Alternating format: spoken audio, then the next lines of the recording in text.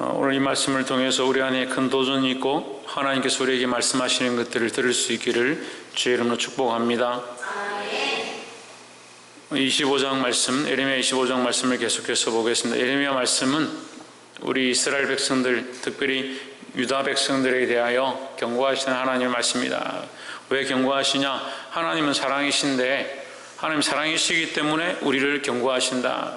하나님의 사랑이시기 때문에 그럼 왜 경고하시냐? 하나님의 사랑은 철저하게 공의를 바탕으로 하고 있다.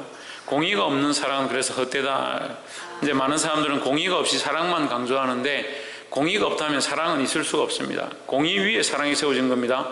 사랑이 가장 귀하고 중요하지만 공의가 있기 때문에 사랑이 드러나는 거예요. 그래서 하나님의 사랑이 우리에게 이렇게 나타난 바 되었다. 예수 그리스도를 보내심이 하나님의 사랑이지만 왜 예수님이 오셔야 했고 왜 예수님이 피 흘리고 죽으셔야 했느냐 이렇게 물으면 대답을 못하는 거예요. 예수님이 왜 죽으셔야 했습니까? 하나님의 공의를 만족해 하기 위해서, 하나님의 그 공법을 흘리기 위해서, 죄지은 인간들에 대한 죄의 대가를 지불하기 위해서 예수님이 죽으셨다. 그게 공의입니다. 그 공의를 만족했기 때문에 하나님의 사랑이 이루어졌다라고 하는 거예요. 그런데 우리가 지금 시대가 자꾸 악해지면요, 사랑이 사라진 사랑이 사라지고 말세 때가 되면 어떻게 되냐? 자기만 사랑하면 자기를 사랑하고요, 자긍하고요, 자기를 위하여 무엇을 할까, 무엇을 먹을까, 무엇을 마실까, 자기를 위한 것을 바뀌어버리는 거예요. 그러니까 하나님은 없고요, 자기 사랑만 있는 거죠. 교회를 다니는데 신앙생활 하긴 하는데 뭘 하냐? 자기를 위한 신앙생활 하는 겁니다. 자기가 다니면 좋고 말씀을 들으면 좋고 찬양하니까 좋고 기도하니까 좋다. 그건 자기를 위해서 하는 거예요. 살아계신 하나님 앞에 하나님의 은혜를 감사하는 마음으로 하나님께 하는 거지 우리를 위해서 하는 게 아니다는 거예요. 물론 결국은 하나님께서 우리에게 다시 그것을 은혜로 갚으셔서 이것이 우리에게 돌아오겠지만 우리의 목적이 우리를 위한 게 아니다. 우리는 하나님을 위해서 존재한다. 우리는 왜 창조되었느냐? 하나님 이름을 찬양하도록 창조되었습니다. 그럼 하나님을 위하여 창조된 존재들로서 하나님을 위해서 살아야 된다는 거예요. 근데 시대가 자꾸 그렇게 가르쳐요. 아이들도 네가 잘 살아야지, 네가 행복해야지, 네가 좋아야 되지, 네가 기뻐야 되지. 유다인들이 지금 이스라엘 백성들이 이렇게 타락해 가는 겁니다. 자기들을 위한 것으로 바꿔가는 거예요. 하나님을 섬기는데 하나님 어떻게 섬기냐? 자기들을 위해서 우상을 만들어 놓고 그게 하나님이다, 그게 여호와다, 그렇게 섬기고 있는 거예요. 자기들이 위한 방식대로 예배하고요, 자기들이 원하는 방식대로 제사를 드리는 거예요. 제사를 드리지 않는 게 아니고 예배를 하지 않는 게 아니고 하나님 앞에 나오지 않는 게 아니고 자기를 위한 하나님을 만들어 놓고 우상을 만들어 놓고 그들의 상한 심령과 애통하는 마음은 없고 그냥 제사만 갖다 드리는 거예요. 그 하나님께서 그들을 얼마나 가증히 여기시겠냐는 거예요. 우리는 그 모습을 보지만 하나님 우리의 중심을 보신다는 거예요. 우리가 정말 살아계신 하나님을 예배하고 있는가, 정말 하나님의 말씀을 듣고 있는가 보게 되길 소망합니다. 25장 1절에 유다왕 요시야의 아들 여호야김 넷째 해 곧 바벨론 왕 느부갓네살 원년에 유다의 모든 백성에 관한 말씀이 예레미야에게 임하니라 했습니다. 이미 느부갓네살 이 왕으로 세워졌다는 거죠. 세워졌다는 말은 뭡니까? 원년이니까 지금 세워진 거예요. 바벨론 나라의 왕으로 느부갓네살이 있었다. 느부갓네살 왕은 역사적으로 세계학적으로도 고고학적으로도 전쟁을 잘하는 왕으로 전 세계를 점령했으니까 우리가 전쟁하면 알렉산더 왕이라 떠오르지만 그 훨씬 앞에 그 느부갓네살이 세계를 먼저 정복한 거예요. 그래서 느부갓네살이 전쟁의 왕이다라고 소문이 난 거예요. 그래서 나중에 이 느부갓네살이 교만해지죠. 그래서 교만한 느부갓네살이 결국 누구의 모습을 가지고 있냐? 마귀의 모습을 갖고 있는 겁니다. 그러니까 우리도 하나님 앞에 영광의 자리 가운데 나아갈 수 있지만 우리가 교만해지면 결국 하나님 기뻐하시는 걸 하는 게 아니고 마귀가 기뻐하는 걸 할 수 있다는 거예요. 그걸 볼 수 있어야 되는 거예요. 느부갓네살 원년에 했으니까 느부갓네살이 세워진 그 해에 뭘 얘기하는 겁니까? 너희가 기다리는 심판이 없을 것이다. 선지자들이 이제 심판이 없다. 염려하지 마라. 걱정하지 마라. 하나님 심판하지 않을 것이다. 그런 거짓말을 듣지 말라 했잖아요. 근데 백성들이 자꾸 뭘 듣습니까? 평안할 것이다. 평안할 것이다. 거기에 귀를 기울이고 자기들 위하여 예언해 주는 사람들, 자기들 위하여 좋은 말 해주는 사람들, 그런 사람 쫓아가는 겁니다. 그러니까 뭘 잊어버렸습니까? 하나님께서 예레미야를 통하여 진실함으로 예언하셨던 돌이키고 돌아와라 그렇게 하셨던 그 말씀을 듣지 않는 겁니다. 결국 자기들이 가고 싶은 길을 계속 가는 거죠. 계속 범죄한 길로 가는 거죠. 그러니까 결국 어떻게 됩니까? 심판이 임하는 거죠. 느부갓네살의 원년이다 이 말은 느부갓네살이 드디어 결국 세워졌다. 느부갓네살 왕이 쳐들어와서 너희를 잡아갈 것이다. 포로로 끌고 갈 것이고 이 성은 예루살렘 성은 황폐하게 될 것이다. 그 예언한 게 바로 앞장이에요. 23장이에요. 그래서 지금 세워졌어요. 평안할 것이다. 문제가 없다는 그 거짓말이라는 거죠. 주님 오실 때가 가까이 오고 있다. 심판의 날이 가까이 오고 있다. 우리는 기다리고 믿어야 되는 거예요. 세상이 평안하고 살만하니까 자꾸 이거 잊어버리는 거예요. 주의 날이 도적같이 임할 줄 안다면 그게 하나님의 말씀이잖아요. 전혀 보이지 않고 느껴지지 않지만 주님께서 도적같이 임하신다 했으니까 징조를 바라요.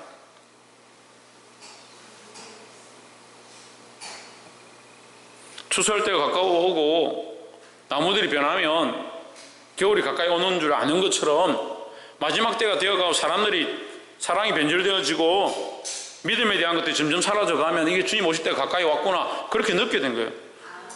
그리고 이게 급하게 가는 것 같아요. 점점 급하게 가는 것 같아요. 점점 어떻게 급하게 가냐, 자꾸 타락해 가는 겁니다. 자꾸 신속하게 가. 신속하게. 우리 아이들이 이렇게 빨리 변할 줄 알았습니까? 엄청나게 빠르게 변하는 거예요. 중고등학생, 초등학생, 이제 초등학생들까지 이 엄난하고 폐역한 세대 가운데 사는 거예요. 그나마 불과 한 5년, 6년 전만 해도 초등학생도 이 정도 아니었어요. 얼마나 자기들 살고 싶은데 삽니까? 문명과 문화는 발달하는데 거기에 대비해서 오히려 엄난하고 폐역한 것은 더 심하게 임하는 거예요. 우리 정신을 차려야 되는 겁니다. 우리는 누구를 믿느냐? 하나님 믿는다는 거예요. 하나님 믿는다는 거예요.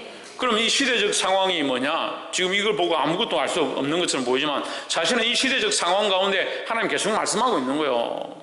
예레미야에게 말씀하여 임하셨다. 하나님의 말씀이 예레미야에게 임했다. 하나님은 여전히 이 시대적 상황들 가운데 말씀하고 있다. 그래도 우리도 이 시대에 이 하나님의 음성을 들어야 된다는 거죠. 2절에 선지자 예레미야가 유다 모든 백성과 예루살렘 모든 국민에게 고하여 이르되 3절에 유다왕 아몬의 아들 요시아의 14년부터 오늘까지 23년 동안의 여호와의 말씀이 내게 임하기로 내가 너에게 이르되 부지런히 일렀으나 했습니다. 꾸준히 일렀으나 너희가 순종하지 아니하였느니라 했습니다. 자, 우리는 이 시대에 뭘 해야 되느냐? 하나님 말씀을 부지런히 꾸준히 전달하는 자들이 되어야 한다라는 거죠. 내 말을 전하는 게 아니고요, 내 생각을 말하는 게 아니고 우리가 각자 자리에서 무슨 일을 해야 되느냐? 하나님 말씀을 여전히 꾸준히 부지런히 주님 주신 대로, 하나님께서 내게 가르쳐 주신 대로 그 말씀을 똑바로 전하는 자들이 되어야 된다는 거예요. 자꾸 변합니다. 상황이 변하고요, 시대가 변하고요, 교회가 변하고요, 성도들이 변하고요, 자꾸 변하거든요. 결국 뭘 말하냐? 하나님 주신 심판과 주님 오실 때를 말하지 아니하고 자꾸 뭘 말하냐? 좋은 게 좋은 거다, 평안할 것이다, 문제가 없다, 그런 거짓 선지자들의 말 듣지 말라는데 점점 시대가 그리 돼가는 겁니다. 그런 말을 할 수밖에 없게 되어가는 겁니다. 복 준다, 평안하다, 집안이 잘 될 것이고 자식이 잘 될 거다, 그런 얘기 들으려고 교회를 가냐? 우리 믿음의 선조들이 그랬습니까? 죽고 살기를 각오하고 주님 앞에 왔지요. 북한군의 그 총칼 앞에 내 자식과 아내를 내어 보내면서도 같이 죽는 그 자리에까지 나아가면서도 믿음을 지켰죠. 일제 순사들 앞에서도 하나님만 바라보고 예수 그리스도만 바라고 외치면서 죽음을 맞이했죠. 우리가 그런 걸 뻔히 알고 그것을 교육으로 가르치면서 우리의 삶은 어떠냐는, 나도 희생을 싫어하고 나도 십자가의 길을 싫어하고 내 자식이 십자가의 길을 가는 것을 보기 싫다는, 볼 수가 없다는. 왜 하나님 말씀을 여전한데 어제나 오늘의 영혼도록 동일하신데 우리의 전함과 우리가 듣는 것과 우리가 깨닫는 것들은 다르냐는 거예요. 하나님이 변했습니까? 예수님이 변했습니까? 성령이 변했습니까? 세상이 아무리 변해도요, 하나님 여전하신 줄 알아야 된다는 거예요. 4절에 여호와께서 그 모든 종 선지자를 너에게 보내시되 부지런히 보내셨으나 끊임없이, 꾸준히, 부지런히, 여러분 성경은 끊임없이라 되어 있고 제 성경은 부지런히라 되어 있습니다. 끊임없이. 그 3절에 뭐라 되어 있습니까? 꾸준히. 그 하나님의 이 꾸준함과 끊임없음이 뭘 얘기하는 거예요? 그걸 하나님의 사랑을 얘기하는 거죠. 하나님이 사랑을 얘기하고 있는데 듣는 사람은 어떻게 듣냐? 자꾸 우리를 책망하는구나, 우리를 심판하려고 하는구나, 우리를 싫어하는구나, 그렇게 생각하는 거예요. 우리 성도들도 지금 똑같아요. 말씀을 듣고 찔리고 똑바로 살아야 되고 더 나와서 기도하라 이렇게 하면 목사님 진짜 끈질기다, 어떻게 저렇게 꾸준하게 얘기하시노, 끊임없이 얘기하시노, 그렇게 생각하는 거예요. 지금 말씀 그대로잖아요. 그걸 반대로 물어봅시다. 여러분 어떻게 그렇게 꾸준하게 끊임없이 기도하는 것보다 다른 것들을 더 사랑하고 다른 것들을 더 쫓아갑니까? 뭘 하라고 얘기합니까? 순종하지 아니하고 귀를 기울여 듣지 아니하였던, 순종하고 귀를 기울여야 된다는 거예요. 그게 우리의 말이 아니잖아요. 사람의 말이 아니잖아요. 하나님 주신 말씀이잖아요. 정신을 차리고 돌이키라, 하나님 앞에 나오라, 심판이 있을 것이다, 깨어있으라고 하는 것이 하나님 주신 말씀이잖아요. 그 하나님 말씀 앞에 순종해야 되고 귀를 기울여야 한다는 겁니다. 특별히 말할 수 있는 사람들, 가르칠 수 있는 사람들, 전할 수 있는 사람들, 깨닫는 사람들은 뭘 해야 되냐? 우리도 또한 꾸준히 끊임없이 부지런히 이 말씀을 전달하는 자들이 되어야 된다. 전달자들이 되어야 된다. 옆에서 한번 보시죠. 우리는 복음의 전달자가 되어야 합니다. 하나님 말씀 그 복음의 전달자들이 되어야 한다는 거예요. 두 번째는 10절에 내가 그들 중에 기뻐하는 소리와 즐거워하는 소리와 신랑의 소리와 신부의 소리와 맷돌 소리와 등불 빛이 끊어지게 하리니 했습니다. 자, 이 말씀이 사실 두려운 말씀이잖아요. 끊어질 것이다, 끊어질 것이다. 끊어질 것이다 말은 두려운 말씀이 하나님의 심판이 반드시 말씀대로 이루어질 것이다 라는 거죠. 그런데 11절에 보면 이 온 땅이 황폐하여 이 땅, 모든 땅이 폐허가 되어 놀랄 일이 될 것이며 이 민족들은 70년 동안 바벨론의 왕을 섬기리라 하십니다. 몇 년 동안? 70년 동안. 70년 동안 섬긴다. 이건 뭐예요? 이건 예언되어진 거죠. 하나님 예언되어진 거죠. 자, 다시 말하면 하나님께서 심판하시겠다라고 한 거죠. 무엇 때문에? 이스라엘의 범죄 때문에 심판할 것이다. 그들이 돌이키지 않았기 때문에 심판할 것이다 라는 거죠. 그럼 하나님께서 돌이키지 않으면 심판하겠다 했는데 돌이키지 않았기 때문에 심판하는 겁니다. 돌이키지도 않아놓고 하나님 돌이키면 심판하지 않는다 해놓고 왜 심판합니까? 이렇게 하는 건 틀린 거예요. 잘못된 거예요. 그게 반드시 하나님의 말씀은 이루어진다는 거예요. 12절에 나 여호와가 말하노라 70년이 마치면 70년이 끝나면 내가 바벨론 왕과 그의 나라와 갈대아인의 땅을 그 죄악으로 말미암아 벌하여 영원히 폐허가 되게 하되 뭐가 된다? 폐허가 되게 한다. 이제 이것은 물론 이제 역사 속에 세계사 속에서 나오는 얘기인데 이제 이 말씀이 선포될 때는 이루어지지 않은 말씀이니까 예언의 말씀이죠. 그 바벨론이 70년 뒤에 그 나라가 황폐해지고 이스라엘 백성을 내어보내게 된다는 거예요.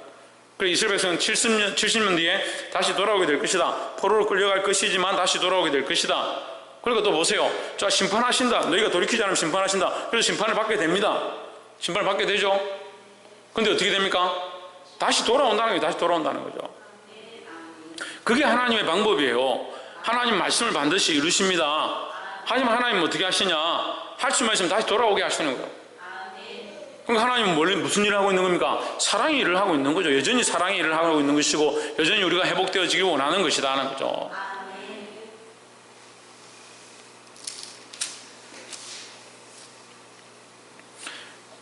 28절에 그들이 만일 내 손에서 잔을 받아 마시기를 거절하거든 너는 그들에게 이르기를 만군의 여호와의 말씀에 너희가 반드시 마시리라 했습니다. 뭐 하리라? 마시리라. 내 손에서 잔을 받아 마시기를 거절하거든 너는 그들에게 이 잔을 주면서 반드시 마시리라 했습니다. 이 잔이라는 것은 요한계시록에 잔이 나와요. 그 대접이 나와요. 그 대접을 부을 때 심판이 시작되는 거죠. 그래서 이 잔을 마신다는 것은 심판이 시작된다는 거예요. 어디에 심판이 시작되냐? 아까 우리가 17절부터 25절까지 읽었습니다. 북방 모든 나라, 그리고 각 나라들, 이스라엘 주변에 있는 모든 나라, 이 모든 나라가 뭐냐? 바벨론으로 말미암아 통일되어 버리는 나라들이요. 그 바벨론으로 말미암아 그 나라들이 다 통일이 왜 되냐? 그러니까 이스라엘만 타락한 게 아니고 우리는 성경을 이스라엘적인 유대적인 관점으로 보지만, 유다 백성들인 관점으로 보기만 하지만,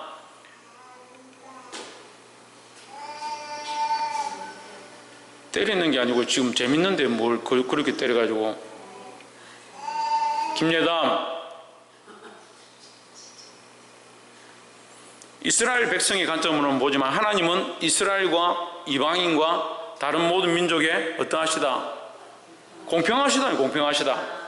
그리고 이스라엘의 범죄함으로 말미암아 오히려 하나님에 대한 소식을 모르는 게 이스라엘의 책임인 거고, 그렇지 않고 똑같이 이스라엘 백성의 범죄함으로 모든 나라들, 다른 타락한 나라들을 똑같이 심판을 받는 거예요. 그러니까 이 바벨론이 통일하는 것은 결국 하나님의 큰 그림에서 보면 그들이 심판하시는 모습이죠. 그래서 그들에게 잔을 줘서 마신다. 잔을 먹고 취했다는 게 아니라 결국 영적으로 그들이 타락했기 때문에 그 심판의 잔을 마시게 된다라는 거죠.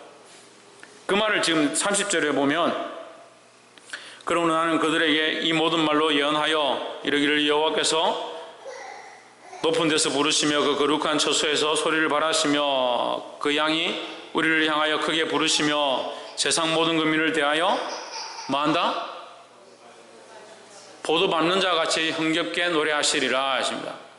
포도 밟는 자 같이 했습니다. 자, 포도 밟는 것은 좋은 거죠. 포도를 따서 거기 열매를 거두고 그것을 밟아서 즙을 짜서 포도즙이나 포도주를 만드니까 그게 좋은 일이죠. 이건 좋은 일이지만 그 포도는 어때요?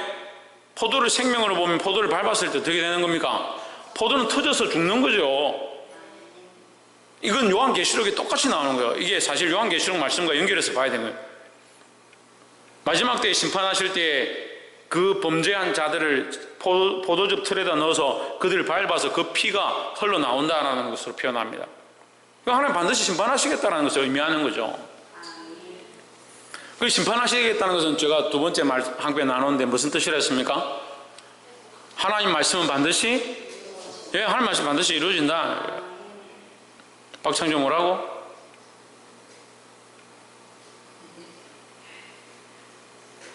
박이상 뭐라고? 듣고도 모르냐? 하나님 말씀 반드시 이루어진다는 거죠. 그리고 뭘 믿어야 합니까? 하나님 말씀을 믿어야 합니다. 마지막 세 번째로 32절에 나 만군의 여호와가 말하노라 보라 재앙이 나서 나라에서 나라에 미칠 것이며 대풍이 땅끝에서 일어날 것이라 했습니다. 큰 바람이 땅끝에서 일어날 것이라. 자, 하나님께서 심판하시는데 지금 계속 하나님 말씀은 이루어진다. 우리는 이 하나님 말씀을 여전히 꾸준히 부지런히 전해야 한다, 전달해야 된다, 이렇게 얘기했습니다. 근데 이걸 얘기하면서 계속 무슨 얘기했습니까? 하나님은 어떤 하나님이시다? 사랑의 하나님이시다. 우리는 공의를 행하시는 하나님 볼 때에, 심판을 행하시는 하나님 볼 때에 하나님 어떻게 심판하시나, 하나님 어떻게 공의를 행하신다고 그렇게 하시냐? 천만의 말씀. 하나님 공의를 행하시는 것 또한, 심판을 행하시는 것 또한 하나님 사랑이다는 거죠. 마지막 때가 되어서 우리가 하나님 앞에 섰을 때 우리가 지옥에 가지 않냐고 지옥 가는 백성들을 바라보면서 하나님 어떻게 사랑의 하나님이 지옥에 저 백성들을 보내시느냐, 그렇게 말할 필요가 없어요. 하나님 우리를 구원하시는 그 구원의 은혜에 감격하고 있어야 되지. 그때 뭘 지옥에 가는 백성 볼 게 있겠습니까? 하지만 지금 우리가 이것을 인지하고 있는 거예요. 하나님 말씀으로 우리가 구원을 받으면 믿지 않는 자는 구원을 받지 못하는 것에 대해서 우리가 인지하고 있는 거잖아요. 그럼 지금 정신을 차려야 되잖아요. 우리에게 지금 이것을 알게 하시는 것이 하나님의 사랑이라는 거죠. 우리 세 번째 나눠야 될 말씀은 만군의 여호와께서 이와 같이 말씀하시니라 보라 재앙이 나서 나라에서 나라에 미칠 것이며 큰 바람이 땅끝에서 일어날 것이라. 33절 그날에 나 여호와에게 죽임을 당한 자가 땅 이 끝에서 땅 저 끝에 미칠 것이나 그들을 위하여 애곡하는 자도 없고 시신을 거두어 주는 자도 없고 매장하여 주는 자도 없으리니 그들은 지면에서 분터가 되리로다 했습니다. 여러분, 자, 말씀은 그 부분만 적용하는 게 아니에요. 그러니까 지금 이 말씀을 단편적으로 보면 이스라엘과 그 여러 민족에 대한 심판이죠. 그죠? 이 말씀의 본문 내용들을 보면 이스라엘과 그 여러 민족에 대한 심판이다. 그런데 이것을 우리 영적인 의미로 또 적용해 봐야 되는 겁니다. 영적인 의미로 적용하면 어떻게 돼요? 심판을 당하는데 그럼 죽으면 끝이지 않냐? 아니에요. 우리가 성경을 보면요, 이게 참 애매한 부분들이 많이 있습니다. 열왕기 상하를 보면 왕들이 죽죠. 그리고 그들이 범죄함으로 죽었다, 그럼 끝이구나, 이렇게 봐야 되는데 죽은 것으로 끝나지 않습니다. 성경에서 뭐라고 하냐면 죽었는데 열왕의 묘실에 들어가지 못했다. 어떤 왕은 열왕의 묘실에 좋은 자리에 들어갔다. 어떤 사람은 아예 열왕의 묘실에 들어가지 못했다. 어떤 사람은 밭에 버림받았다. 어떤 사람은 개의 밥이 되었다. 이렇게 나오는 거예요. 무슨 차이입니까? 죽었는데 무슨 차이냐는 거예요. 그러니까 우리의 안목이 어떠냐면 자꾸 육신에 대한 것들을 생각하니까 이 땅에서 복 받는 거, 이 땅에서 잘 되는 거, 이 땅에서 안 되면 그만이지, 그렇게 생각하는 거죠. 사람이 죽는 것으로 심판이 끝나는 게 아니에요. 우리가 범죄함으로 그 죄의 대가를 받아서 죽었다, 죽는 것도 끝나는 게 아니에요. 문제는 죽고 나서가 같은 문제다. 그 지금 여기 말씀에 보면 뭐라고 되어 있습니까? 하나님의 심판이 임하는데 중임을 당한 자가 땅 이 끝에서 땅 저 끝에 미칠 것이나 다 죽는데, 다 죽긴 다 죽는데 뭐래요? 그들을 위하여 애곡하는 자가 없고, 죽고 나서잖아요. 애곡하는 게 죽고 나서잖아요. 그 다음에 시신을 거두는 자도 없고, 이거 시신을 거둔다는 건 죽은 시신을 거두는 거잖아요. 시신을 거두어 주는 자도 없고 매장하여 주는 자도 없으리니 묻어주는 자가 없다. 매장하여 주는 자가 없다. 이 세 가지 다 뭡니까? 죽고 나서의 일이다. 죽고 나서의 일이다. 왜 죽고 나서의 일에 대해서 기록하느냐? 구약 성경 그렇게 기록되어 있는 거예요.